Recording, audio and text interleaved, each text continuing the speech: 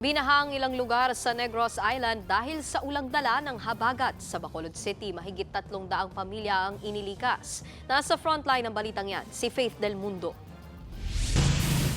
Ganito kalawak ang dinulot na baha na walang humpay na pag-ulang dala ng southwest monsoon o habagat sa Negros Island. Sa bahaging ito ng Bacolod City, napilitan ng lakarin ng ilang residente ang baha. Sa lalim kasi ng tubig, hindi na makadaan ang mga tricycle. Ang iba pang kalsada, nagmistulan na ring ilog. Mga malalaking sasakyan na lang ang naglalakas loob lusungin ang baha.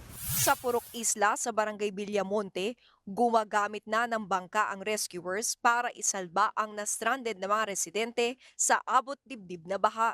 Ang senior citizen na ito na na-stranded din sa kanyang bahay, pinagtulungan ng ilikas ng mga tauhan ng barangay, lalo't pataas ng pataas ang level ng tubig. Pati ang mga senior citizen na madring ito sa Barangay 1, inilikas na rin dahil inabot na ng baha ang kanilang simbahan.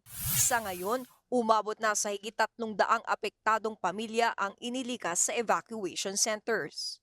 Sa Talisay City naman sa Negros Occidental, inilikas na rin ang ilang pamilya gamit ang rescue boats. Abot dibdib na kasi ang baha dahil sa walang tigil na pag-ulan kagabi. Agad silang inilikas sa evacuation center para doon manatili pansamantala. Nagbigay naman ng hot meals ang lokal na pamahalaan para sa mga lumikas na pamilya. Nagbabalita mula sa Frontline, Faith Del Mundo, News 5. Mga kapatid, Nikki de Guzman po.